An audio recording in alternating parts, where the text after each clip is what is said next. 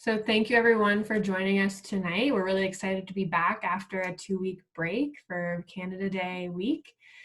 So tonight we have Ashley back with us. We're really excited to have her back to talk about a topic that a lot of coaches have been requesting to hear about, specifically like managing conflict and managing parent conflict. So today we have Ashley back with us. And for those who weren't here for Ashley's previous session, she is a mental performance consultant, but also has completed her PhD at the University of Windsor in sport and exercise psychology. So we're really excited to have Ashley back to talk about enhancing coach-parent relationships in sport, and we hope that you guys can take some strategies away from this. So Ashley, I'll get you to take it away from here, and just a reminder to stick to the chat box for the duration of the presentation, and then we'll open it up for a Q&A at the end.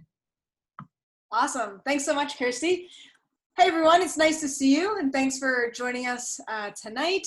Like Kirsty said, I hear that you had a 2-week break, so kudos to getting back into the swing of things with the Coach Socialization series. Sometimes it can be hard after you have that break off. So like Kirsty mentioned, we're going to talk tonight about enhancing the coach-parent relationship in sport, and we're going to specifically look at strategies for coaches. And as Kirsty mentioned, it seems like this is a topic that a lot of coaches have been requesting. So I hope that I can certainly do it justice for you. But I really want to, throughout the presentation, get your feedback as well, because I think it's a topic and an issue that is so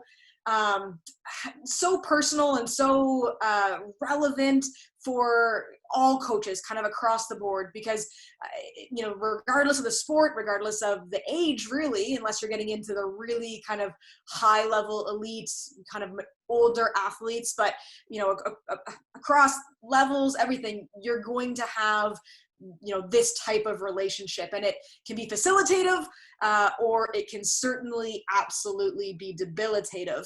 And when those circumstances do arise where you do have negative coach-parent relationships, the impact can be very far-reaching, and we're going to get into that a little bit tonight. So when we talk about interpersonal relationships in sport, you can think of all kinds. And tonight we're going to talk about, coach-parent, but, there's also coach-athlete. There's also, there's also athlete and, athletic director potentially, and coach and athletic director, or the larger sport governing body. There's referees. There's your peers, your teammates, athlete to athlete on the same team or other teams. And kind of the far-reaching span of these interpersonal relationships can create a very complex environment that we have to kind of tread. And those waters can sometimes be rough or they can be smooth. But there are things that we can do as coaches to be able to kind of enhance these relationships. And so tonight we're going to talk specifically about kind of a triad, so to speak.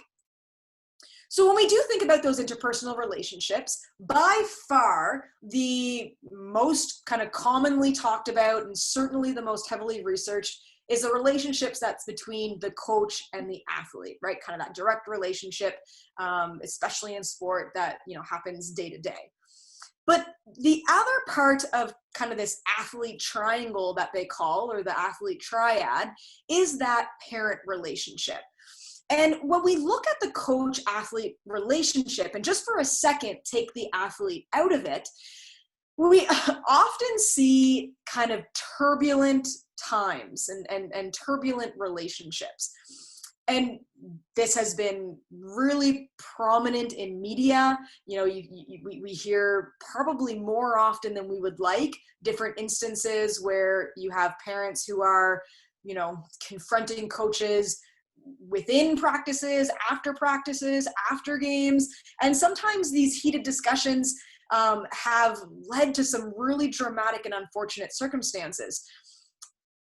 When we do look at this coach-parent relationship, and I love to throw it out there to get a little bit of feedback from kind of you firsthand, I'd love to know that for those of you who are parents in the audience, what are some of the coach-related stressors that you have experienced as a parent? So kind of take that coaching hat off just for a second and try to kind of put it to the side. As a parent, if you have a child who's in sport, what are some of the coach-related stressors that you have experienced?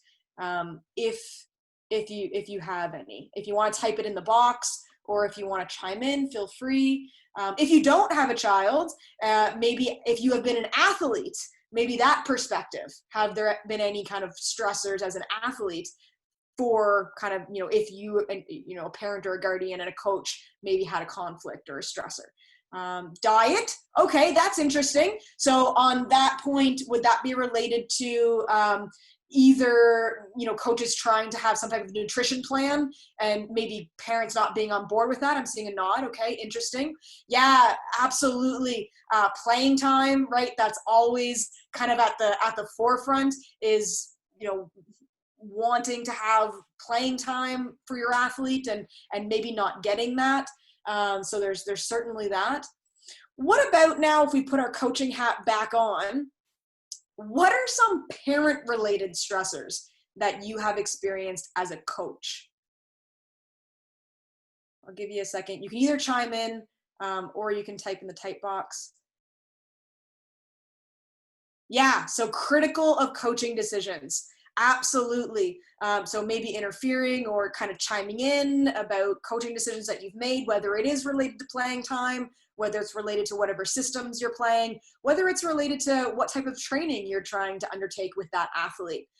Performance, certainly. So, related to, expecting to win more, or expecting to, play to win. Why are we, why is this athlete playing over, over my child? And I thought we wanted to win, and, we're maybe in a little bit of a slump. And so all of that pressure comes down on the coach, whether it be in sort of, direct conversation, or maybe passing or passive aggressive ways of communicating that message. Anything else that you've personally experienced related to parent-related stressors as a coach?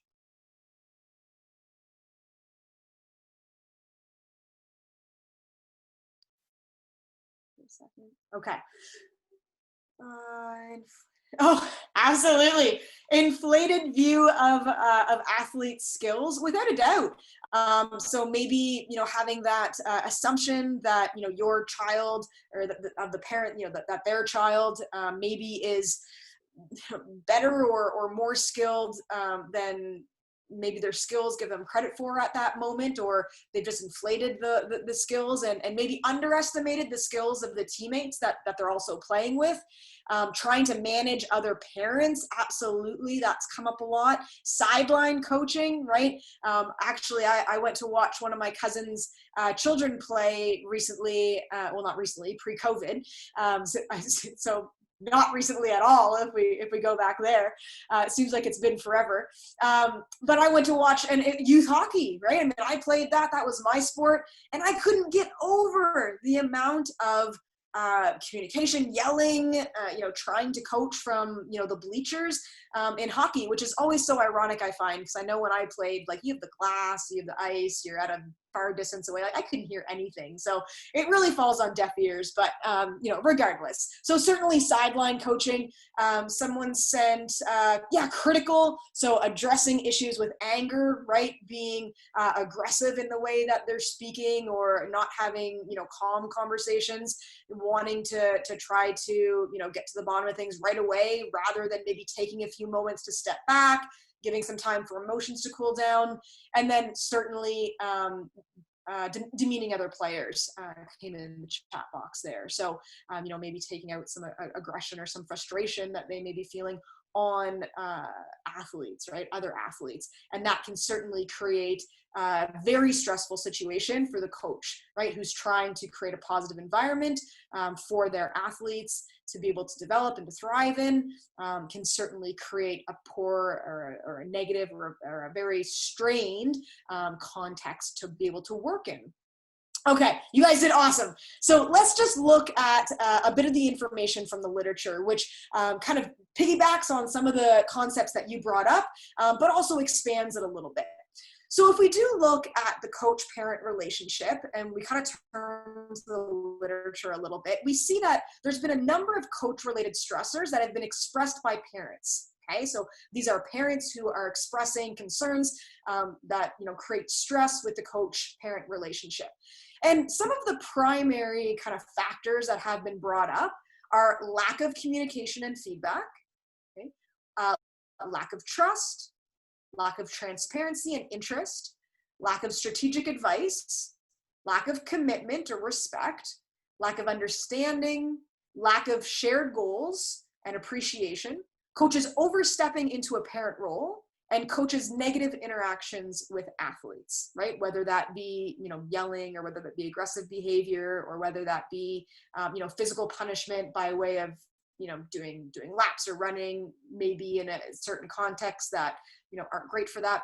And so, why I wanted to bring this up is because we can learn a lot from looking at kind of these common stressors that have been expressed by parents. Because from the coach's standpoint, some of our strategies are going to start to be built out of these stressors, out of these experiences, so that we can say, okay, if we want to enhance a coach-parent relationship, then let's look at what's being experienced by parents and take a moment to see, can we check some of these off our list to make sure that we're addressing these things, which is what we're going to do a little bit later in the presentation, to specifically look at some of those strategies.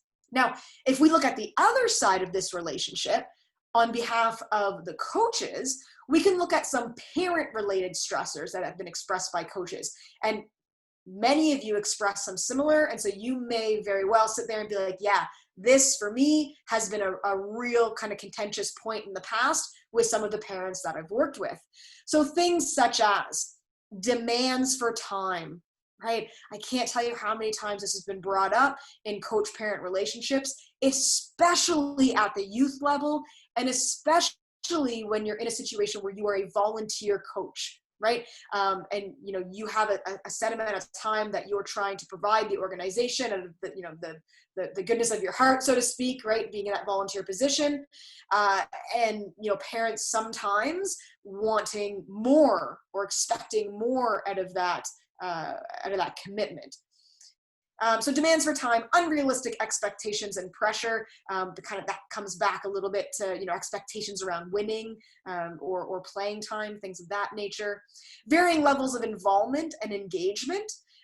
Sometimes you have parents who are very engaged and, that coaching from the sidelines, or, always there after a practice or a game to try to get in the coach's ear. But you also might have those levels of engagement that are at the other end of the continuum, where it's very hard to get a parent into a parent meeting, or they're never there, or, you have a hard time reaching out to them to try to organize fundraising events, or who knows. And there's so many reasons that could happen. But just those varying levels can sometimes be a stressor.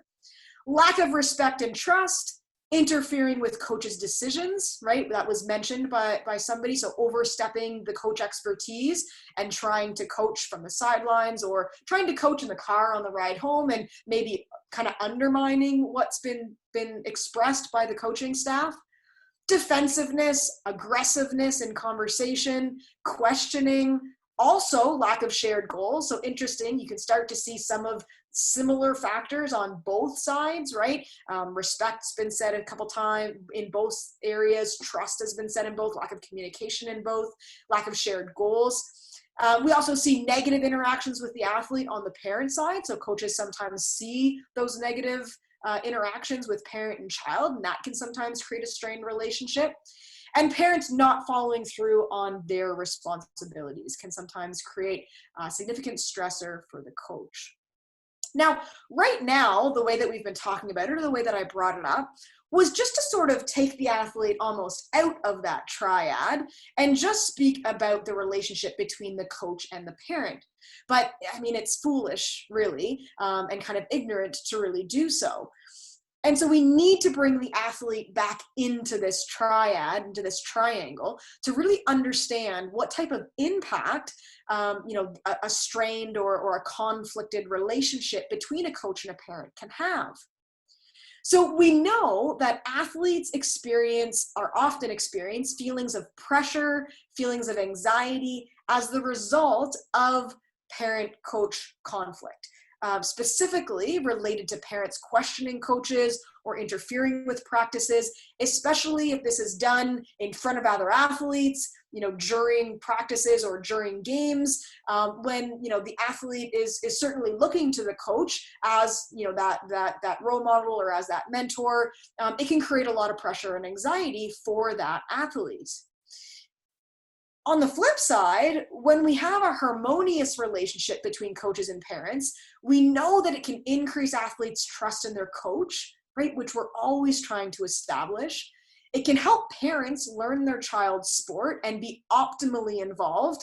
And that optimally word is so key there, right? So not over involvement where there's overstepping, but not at so far of a distance that they're no longer engaged or feel like they're welcome in the environment, but an optimal involvement where they're there to support the athlete. And there's that really strong kind of collaborative relationship that's built between the coach and the parent for the wellness of the child or the athlete, and enable parents to help their children or their youth solve athlete-coach conflicts, right? So we can start to see that relationship as being for the benefit of the athlete, as well as for the benefit of the relationship between the coach and the parent as well, right? Can almost act as, in that harmonious way, to help everybody in that triangle.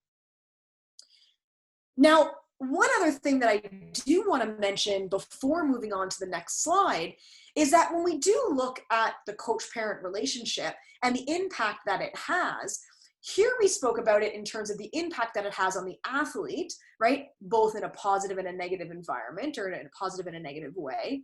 But it's also really important to note that the stressors that we talked about on the previous slide, so the coach stressors or coach-related stressors on behalf of the parents and the parent-related stressors on behalf of the coaches, that those stressors often don't just stay in the context of the sport. Right? And that's what can sometimes really create a really taxing kind of stress around the situation, is that it usually doesn't stay there.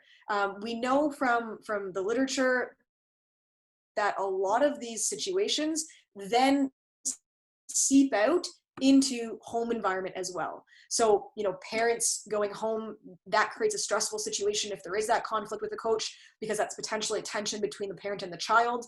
And so that can put a strain on that relationship outside of the context of sport.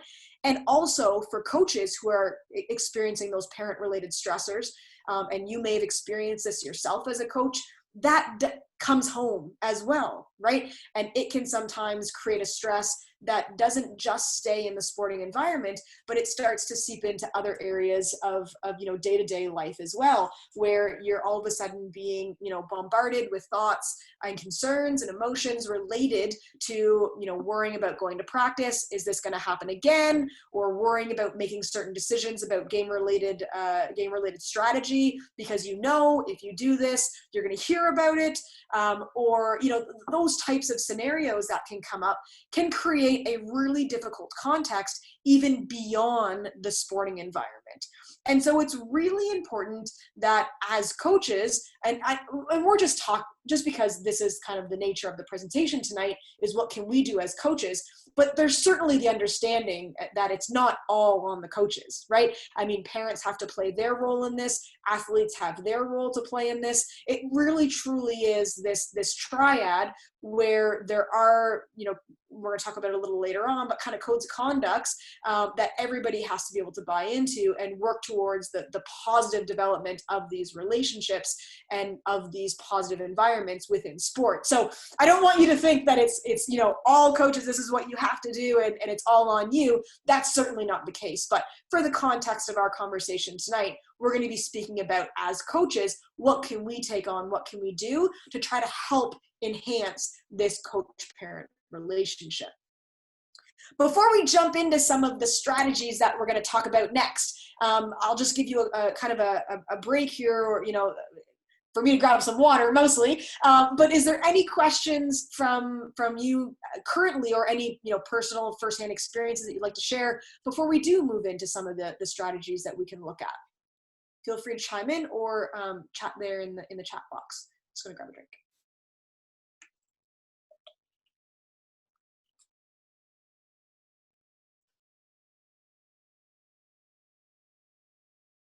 Give it a sec there. Okay. Well, if anything does come up, absolutely, just feel free to fire it in that chat box, and I'll certainly take a moment to address that. Okay.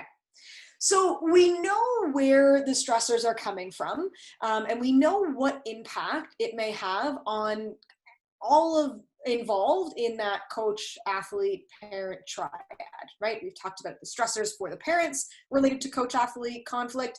We talked about the stressors related to the coach in, the parent coach conflict, as well as the impact on the athlete, as well as the impact outside of that on all parties involved, coaches and parents alike. So what can we do as coaches to try to help mitigate some of these conflicting scenarios or situations? Now, what we're going to do is we're going to speak mostly from the perspective of trying to be proactive in mitigating some of the conflict, but we certainly can take some time as we go through to maybe talk about also, okay, if we find ourselves in a conflict situation, what can we do to try to enhance that relationship once it has been fractured potentially, or it has been strained. All right. So first and foremost, and this is something that's really often overlooked, but if you take away one thing from tonight's presentation, I would put a little star by this.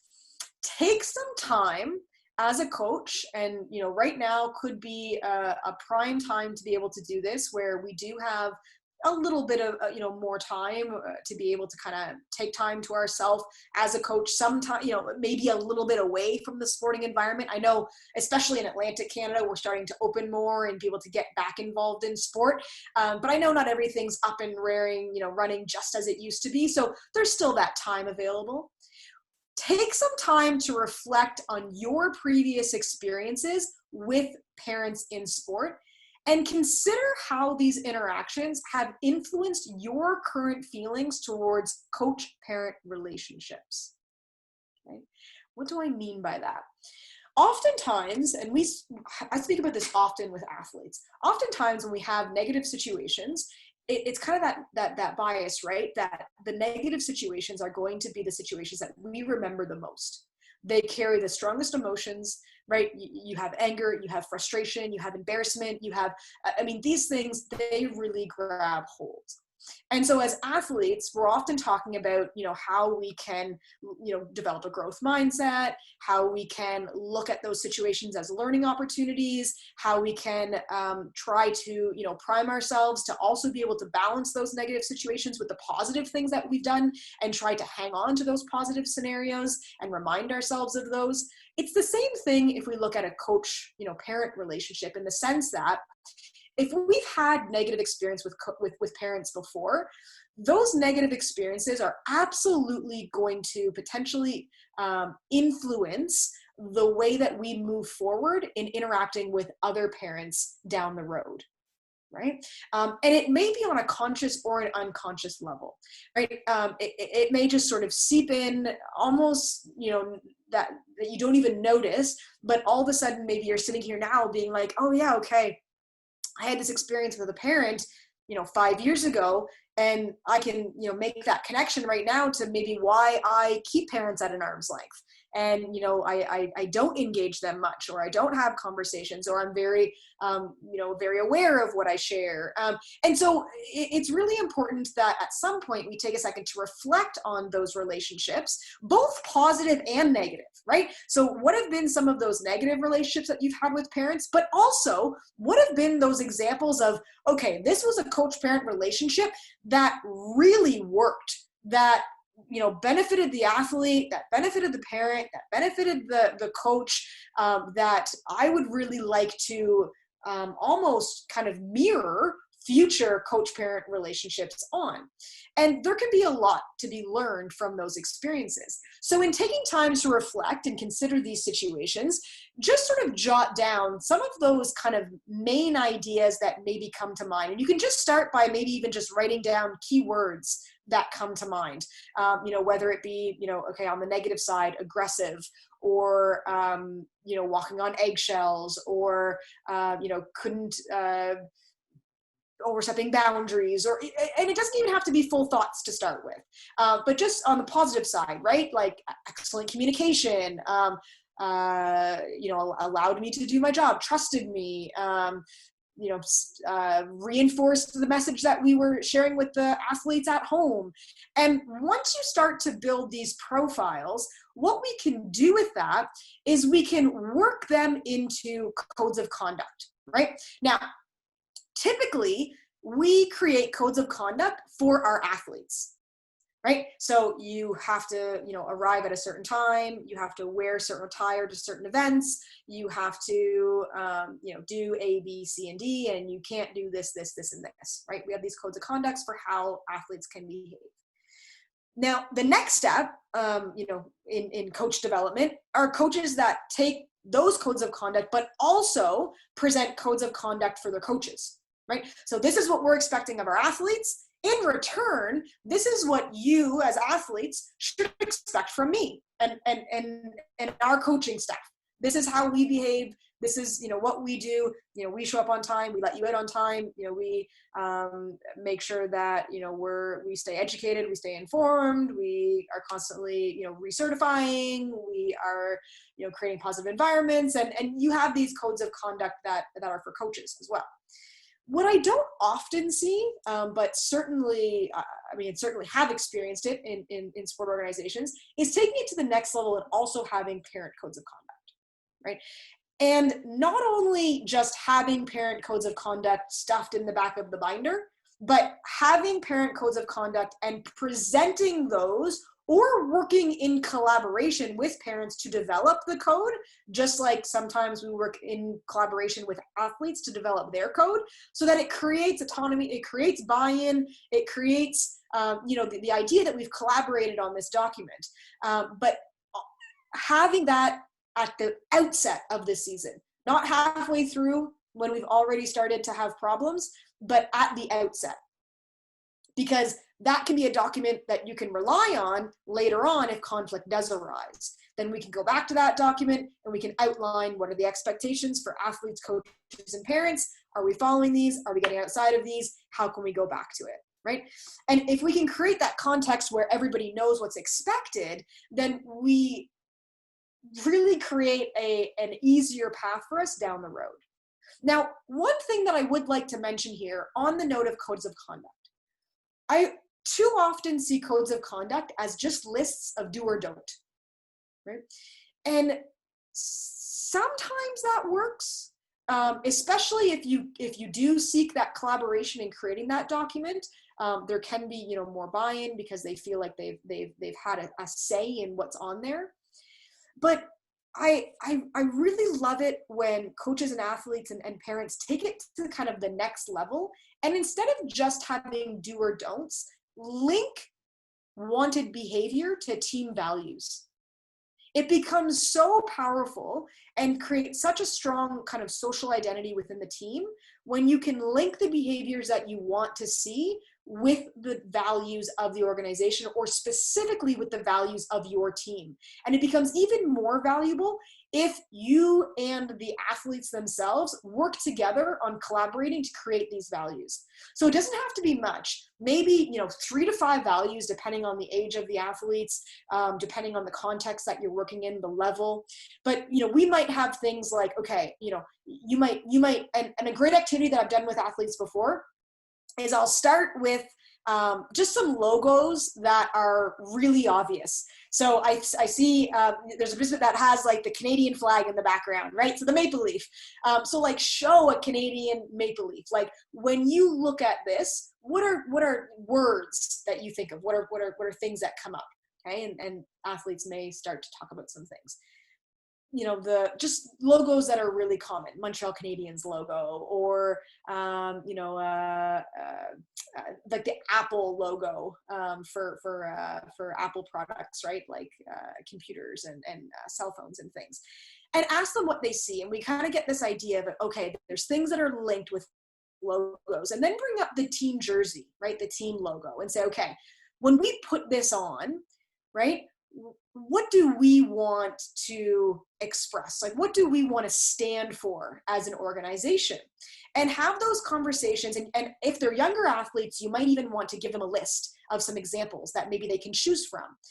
And, they might come up with things like, okay, we want to be respectful, or we want to be, I don't know, devoted, or we want to be disciplined, or we want to pursue excellence, or we want to.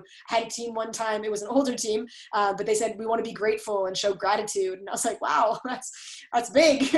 But there's all kinds of, let's just so competitive, or sportsmanlike, or whatever the words that it is that come up. And I mean, if you do a quick Google search of what are values, I mean, you'll have a list of 30, 40, 50, 100 values that come up, and you can kind of, whittle it down to maybe, I don't know, 10, 15, 20, and kind of present those as options. Once you have those values, right, it becomes really easy to then link those values with behaviors that you want to see, right? And if we can extend this to our relationships with parents, then it can really create a strong foundation for how the team and the organization is going to move forward, right? And so if we just look at a value of, sportsmanlike is one, maybe at the youth level, they come up with this, a sportsmanlike. So then we say, okay, if we want to be a team that values being a good sport, then what behaviors in our home, in our daily life, in our practice, and maybe training facilities and games, what are the behaviors that an athlete who is a good sport shows? And then have a list of, 4 or 5 examples, or 5 or 6 examples. And then this can start create the foundation for a code of conduct. It's so much more powerful when you can link those behaviors with the values of the organization than it is to just have a list of do's and don'ts, right? That list of do's and don'ts just gets shoved in the back of a book or in the bottom of a drawer, and all of a sudden it's not thought about again. If you can create a document that shows the team's values and some sample behaviors for athletes, coaches, and parents, it creates alignment. And it all can be really strategically organized under 4 or 5 headings. That's really easily recognizable. Right?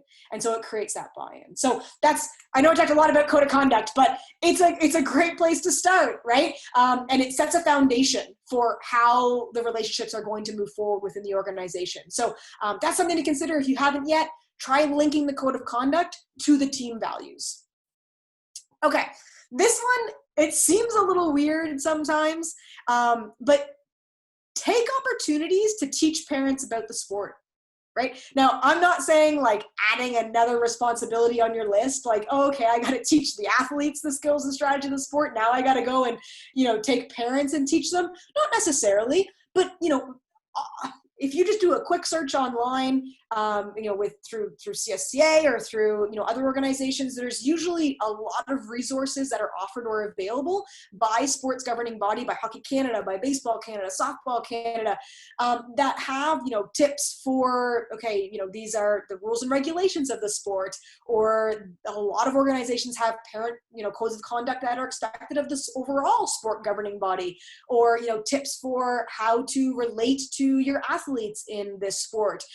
Any type of resources that you may be able to accumulate and pass on to the parents creates that link between yourself and the parent, that they're appreciated, that they are part of the process, that they are able to support their athletes.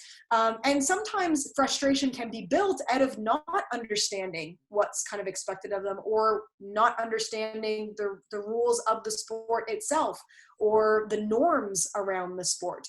And so any opportunity that you can take to, not in an obnoxious way, right? Like not in a, okay, I know all, and not that we would do that, but just more in a, here are resources that I can forward your way, can help create links with the coach and parent relationship. And it can also potentially really help the parent then relate with their athlete, right? Knowing more about the sport and having a better understanding of how it runs and how it works and the different levels and how athletes progress through the sport.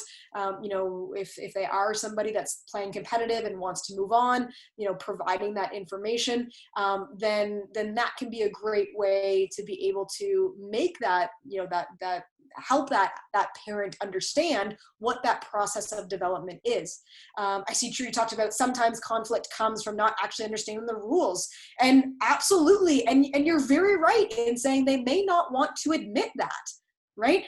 They may be, a little bit shy, or just not want to kind of express the fact that they don't know. And so being able to provide parents with that information, those resources can be really helpful. And it could, like I said, just be in the form of something that you found by your sports governing body, or you could come up with your own list of, okay, here are the top 5 things that are, are must-knows about our sport, right? And just sort of have those in there. And that could be a great resource to be able to give to parents, to be able to help them out.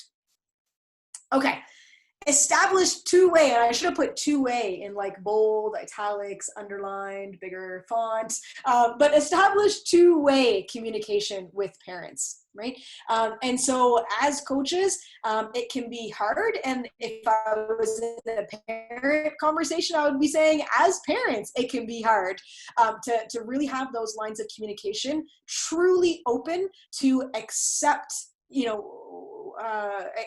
accept what's going to be coming kind of your way, right? To have those conversations. Now, I will say that, regardless of the situation, you should never be in a situation where you've opened a two-way line of communication to have to sit there and be degraded, or sit there and be, aggressively confronted, or, put in a situation where you're dangerous. That's certainly not the expectation.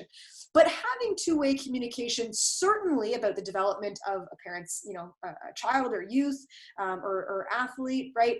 Maybe saying, having maybe, I don't know, like quarterly reviews, where it's just, a quick check-in with parents to say, hey, and it could be individually, right, with parents to just say, depending on the size of the team. Football, sometimes that could be hard, right, with the amount of athletes that you have. Curling would be a lot easier.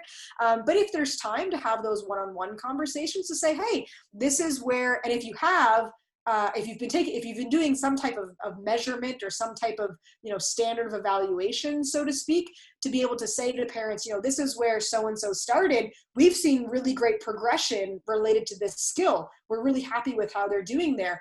What we're focusing on now is this. It can go a long way in allowing that parent to both feel engaged, but also to allow that parent to feel like they know, what's happening, and how the development is progressing with their athlete, which directly impacts some of those, coach-related stressors that we talked about earlier that parents have expressed. So it could be individual. Could also be on a group level, where maybe you have a quarterly meeting with the team. So after your initial meeting, and we're going to get to that initial meeting, when you have an initial meeting with the parents at the outset, maybe you have a quarterly meeting just to have a group meeting to say, hey, this is where our group was at the beginning, this, and have it be a development focus, right? A process focused, not an outcome focus. I know stats are so readily available, but, going into a meeting and saying, okay, Jacob is here, and Alan's just playing a little bit better. That's not the conversation you want to have with a parent, right? You want to keep it related to their athlete. In the group context, as a group, how are we progressing, right? This is where we started.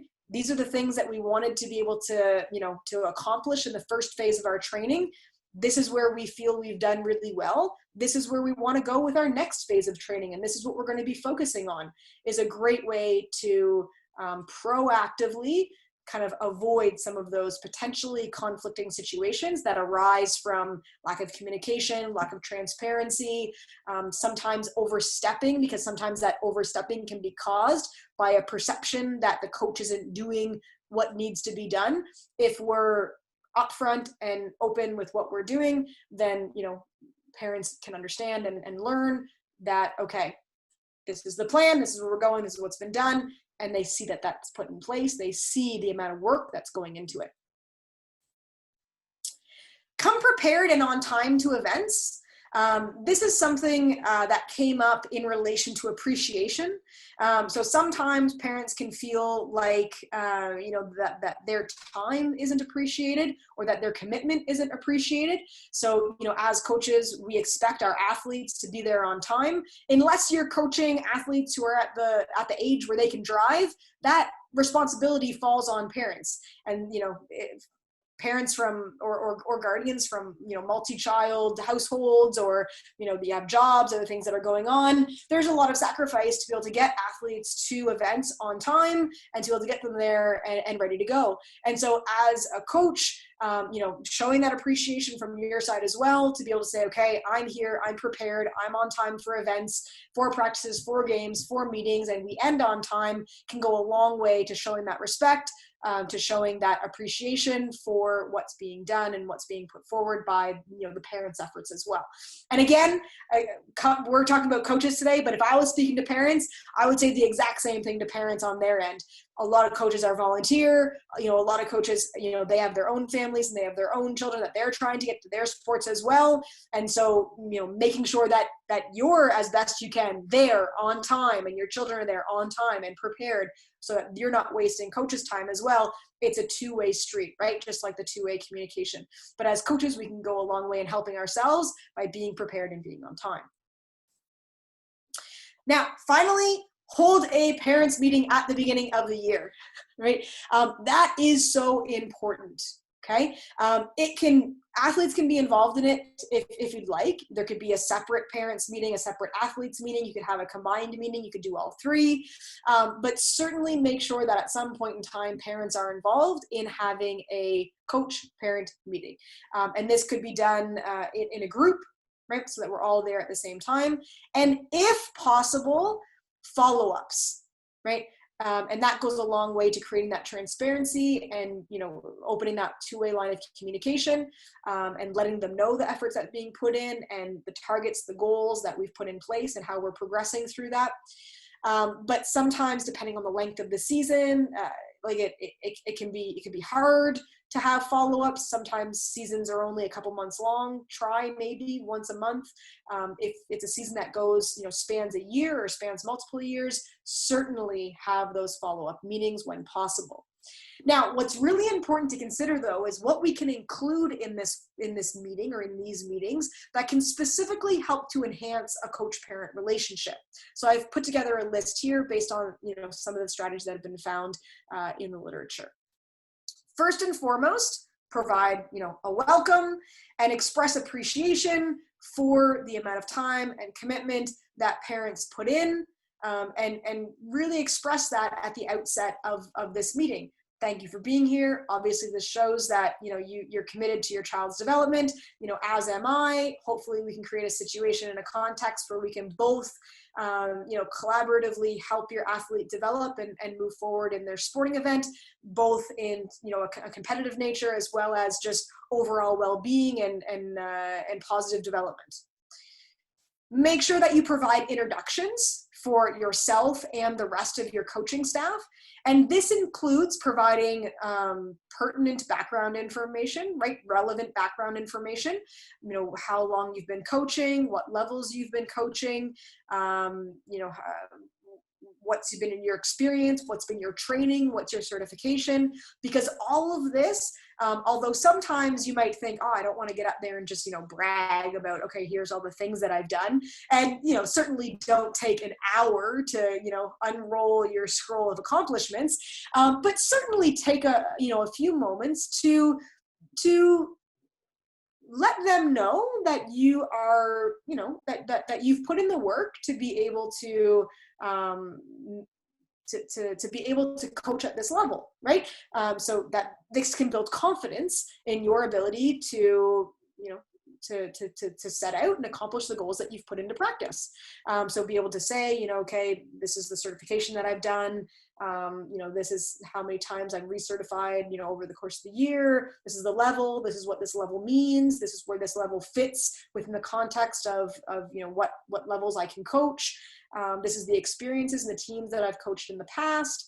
And if there's different levels in different areas or different teams or different genders, or that you can express that you've coached, then that's a bonus, right?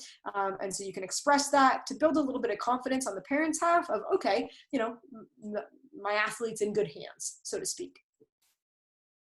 Detail the sport program itself. And this is kind of twofold. So detail the sport program in the sense that, what's expected of athletes with your specific team. So when are your practices, right? How long are your practices? When are your games? How many are there? What's expected in terms of fundraising or in terms of commitments to maybe community engagement, things of that nature.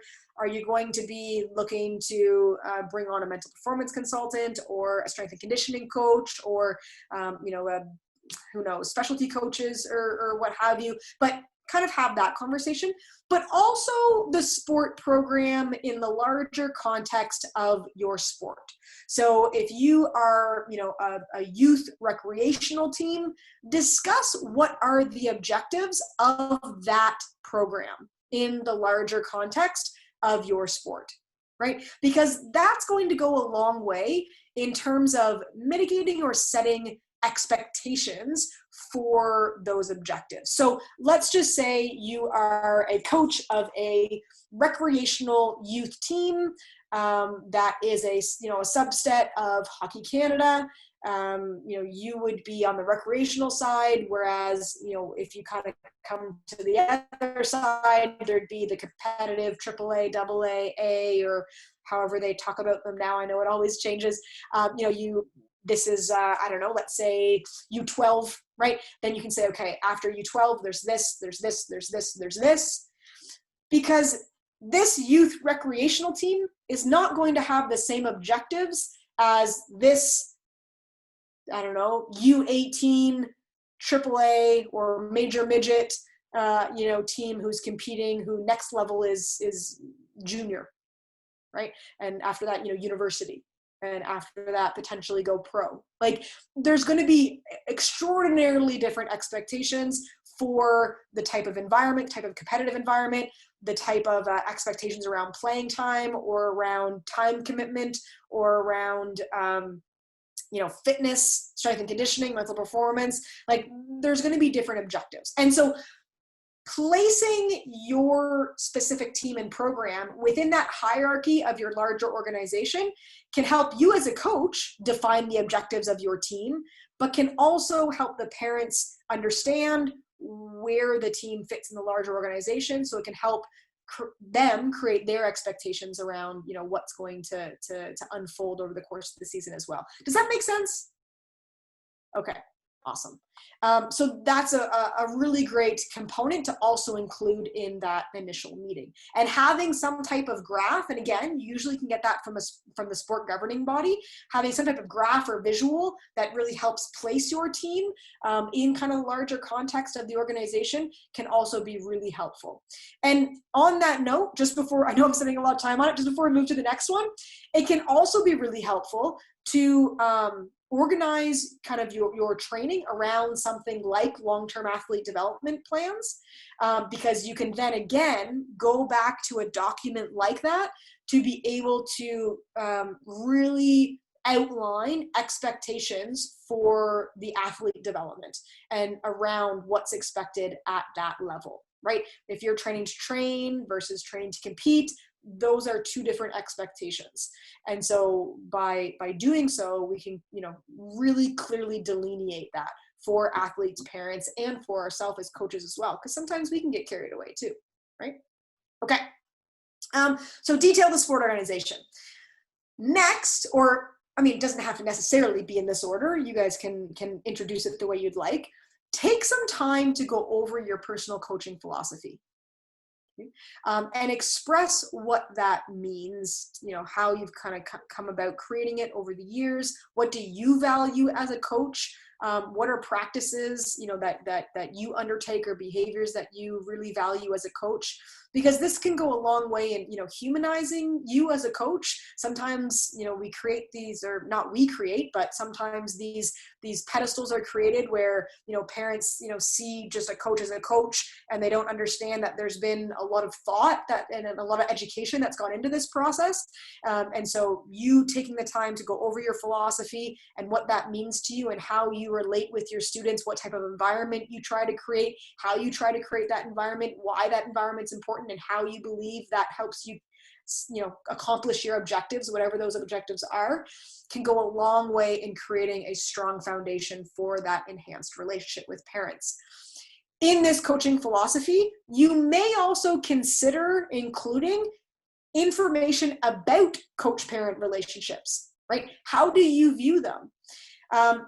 If we go back to that first point where I said, I challenge you to reflect on some of those experiences that you've had with parents, this may be where you insert kind of some of those, positive relationships that I've had with parents before look like this. And they've really, helped the athlete. And so this is how I feel we can go about developing that here, right, with us today. Would love, information or feedback back from you as well. But if we do go back to kind of that reflection, some questions that you might want to ask yourself in reflecting is, what type of language do you use around that coach-parent relationship? Is the language along the lines of deal with parents, right? Manage parents? Then that it may not, but it may hint at some type of potentially conflict in the past, right? That's influenced that type of language that you're using now, which is totally normal, right? If I had a terrible experience with parents in the past, then absolutely, I'm probably going to be like, oh, I got to deal with these parents again, or this parent again, right? I got to find a way to manage, right, this relationship. If we can maybe, flip that to a little bit more of kind of maybe a humanistic approach, in the sense that we create a context that we're collaborators in developing a context that can be beneficial for our athletes' development, both within sport and just general well-being. Then we create a partnership, right? Rather than, kind of a disconnect and arm's length, I'll do my best to deal with it if it arises kind of thing, right? If we include some of that information or some of that language in our coaching philosophy, then it can go a long way in helping create that expectation and creating that strong foundation that we can build from, right? But I will just put an asterisk there. Just using the language, right? Just like when I talk about values with my teams, I say, okay, if we're going to set these values and they're going to go up over the dressing room, they have to at some point be taken off the wall and actually put into practice, right? It's nothing to just have the value competitive on the wall. Great.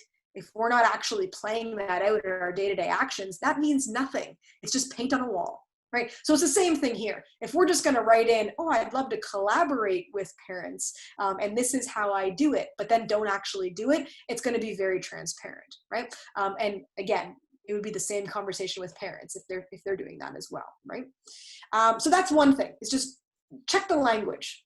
And then finally, the code of conduct. So we talked about that at length previously. So the code of conduct, make sure we go over that, or it could be an opportunity if you have a template to then get feedback from coaches or from athletes so that they have some say in it as well.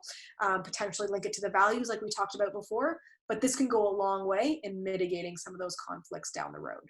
And the last thing, I did go a little bit over, I wanted to have more time for discussion because I know that you guys are really the ones that are experiencing this. So I'm hoping that we can learn from your experiences as well. Maybe you have some additional strategies that if you found really works for you, I'd love for you to put it in the box or to say it out loud so that, you know, your fellow coaches can learn here from your experiences as well. But I will say that if there is a situation that does become a conflict down the road, even with all of this in place, having this in place can help you go back to this, to revisit these expectations, to say, okay, you signed this document, you know, we need to go back to revisit it, to make sure that we're aligning with, okay, these are communication standards.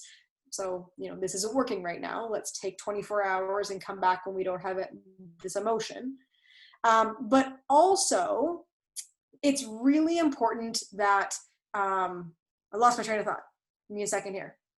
What was I talking about? Codes of conduct.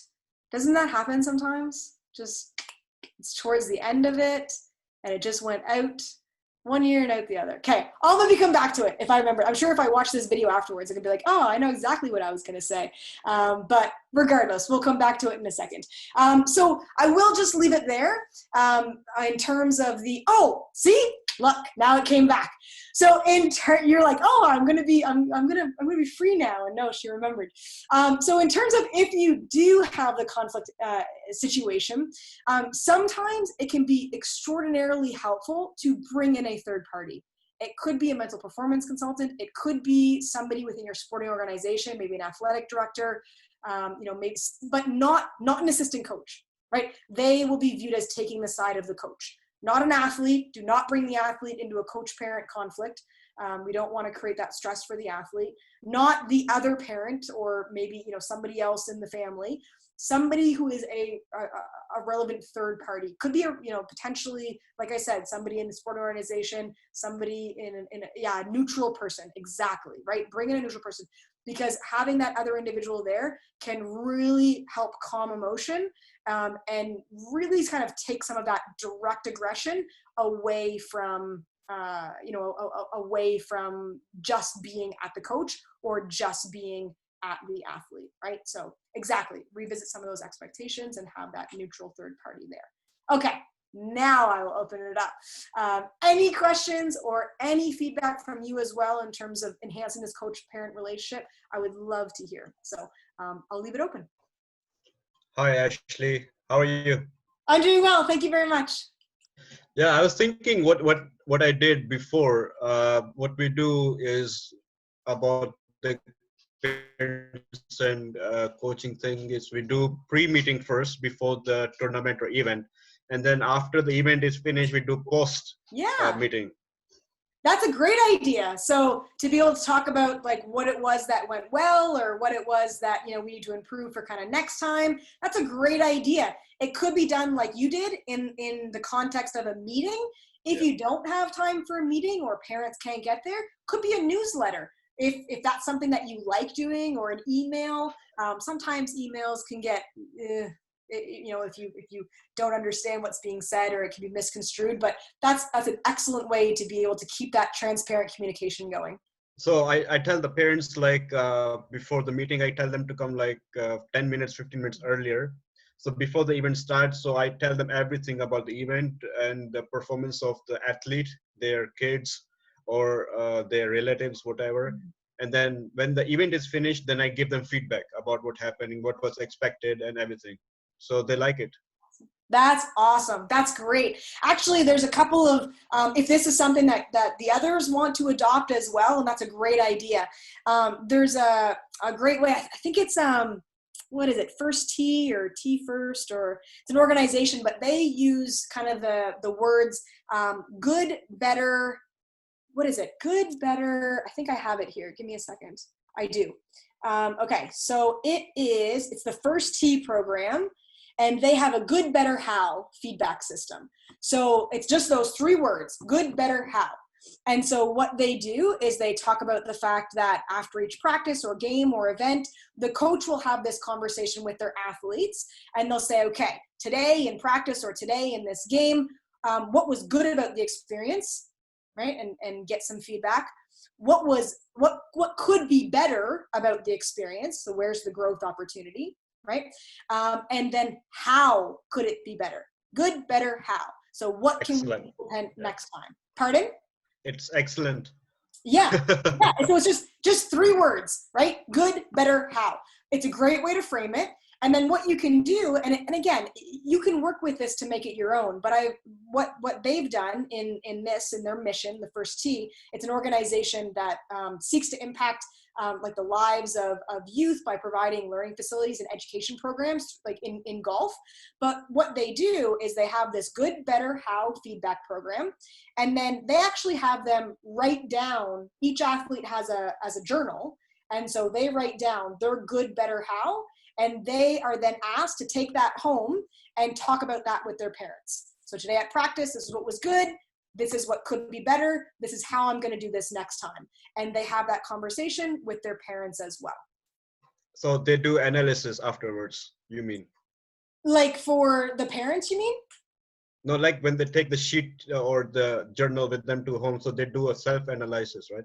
Exactly, kind of like a self-reflection. So they might spend a few minutes with the coach after practice, and you can prompt them through this good, better, how process. Maybe you can, sit with them if you have a couple coaches to kind of write it down, or it could be at the end of an event, like a significant event, what was good, better, how, or quarterly, what's good, better, how, or it could be absolutely every game or every practice, however you see it fitting in yours. And then they take that, they say, okay, reflect on it a little bit more. When you get home, sit down with your parents and share this with them. Okay. This is what I feel I did good. This is where I could do better. And this is how I'm going to do it. So it keeps them involved in it as well. Yep. Yeah. So that's one way. I've also done it with my teams in terms of highlights, hiccups. That's it. What were highlights? What were 3 highlights? And I always off balance it. So I do more highlights and hiccups. So I say, okay, I break them up into groups. And we'll say maybe there's like 4 groups, like let's say a hockey team I'm working with. I'll divide them up into probably, if there's 25 groups, and I'll say, okay, I want 2 highlights. I want 1 hiccup from this past weekend, and catch me up. And it's phenomenal. It'll start off super surface, super just no detail whatsoever. If you do this regularly, it will grow like you wouldn't believe. I had a team that I did this for last year. So after I met with them every Monday for a half hour. We started each session with 2 highlights, 1 hiccup. Beginning, it was okay. By the end of the season, we had I just sat back, and they would come in, they would sit down, they would get in their groups, they would do their 2 highlights, they would do their hiccup, they would come with it. They'd be talking about it before the event. The coach would be messaging me being like, yeah, they already have their highlights, hiccups for tonight's session. Like, they've been talking about it. They come in, they say it, and then all of a sudden we had people jumping on other people's ideas. Like, oh, this was what this group had. We had this highlight. Oh yeah, we had that too, but we also talked about this, or we had this hiccup. Oh, we talked about that too. And then the third part of it, highlight, hiccup, what are you going to do to address the hiccup? And that's really where the growth comes in. And so they would say, okay, this was the hiccup, and then this is what we're going to do to make sure that we've alleviated this for next time. So yeah, awesome. Cool. Yeah, that was a great one. Anybody else? Oh, I see something coming in here. Third party involvement is super helpful. So third party involvement is super helpful. And the point about reflection on how the conflict arose is great. Reflecting on a recent conflict and having the third party support me and help me resolve the conflict has helped me look at my own actions and improve my skills as a coach. Growth for all. Absolutely. Absolutely. Couldn't have said it better myself, right? Having that third party is sometimes a great way to just be able to prompt that reflection in that neutral environment, right? Sometimes take the emotion out of it. That's also why coaches oftentimes have like a 24-hour rule, and that could be in the code of conduct. So if you have a concern, wait 24 hours, if it's possible. I mean, if it's something that needs to be addressed right away, certainly. But if it's something related to playing time or something relating to, I don't know, whatever, then make 24 hours. And we can talk about it once the emotions cool down. Any other tidbits or any other advice from the coaches in the room on what they've done?